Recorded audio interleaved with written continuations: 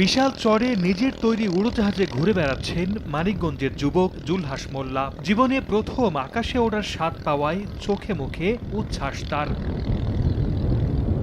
শিবালয়ের তেওতার বিলপাড়া গ্রামের কৃষক পরিবারের ছেলে জুলহাস রহমান মোল্লা। অর্থাভাবে ২০১৪ সালে মাধ্যমিকেই থেমে যায় তার প্রাতিষ্ঠানিক শিক্ষা। এরপর ঢাকায় ইলেকট্রিক মিস্ত্রির কাজ করে জীবিকা নির্বাহ করতেন। একটি কাজে বিমানবন্দরে গিয়ে প্রথম কাজ থেকে দেখেন উড়োজাহাজের উড্ডয়ন। চড়ার ইচ্ছা হলেও সুযোগ হয়নি। পরে নিজেই উড়োজাহাজ বানানোর পরিকল্পনা করেন। দীর্ঘ ৪ বছরের অক্লান্ত পরিশ্রমে এবার দেখেছেন সফলতার মুখ। একটা প্লেন বানাইতে বড় যে 2 মাস লাগে, সেখানে আমার 4 বছরের মতো গবেষণা করতে হয়েছে। এর প্রত্যেকটা সিস্টেমকে আমার গবেষণা করে বের করতে হয়েছে। প্রশাসন আমাকে উৎসাহ দেয় বা সাহস দেয়, সুযোগ দেয়, তাহলে আমি ইনশাল্লাহ আজকে হয়তো দেশবাসীর কাছে আমি পরিচিত, ইনশাল্লাহ একদিন আমি বিশ্ববাসীর কাছে পরিচিত হব।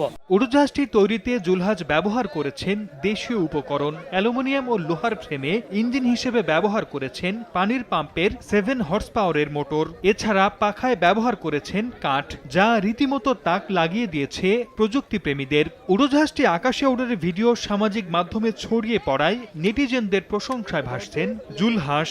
যুগান্তকারী পদক্ষেপ হিসেবে দেখছি, এটি বাণিজ্যিক ভিত্তিতে বাংলাদেশ সরকার এটিকে এগিয়ে নেবে।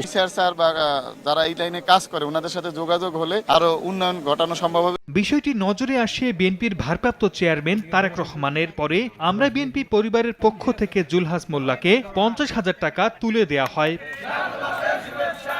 সময় সংবাদ, মানিকগঞ্জ।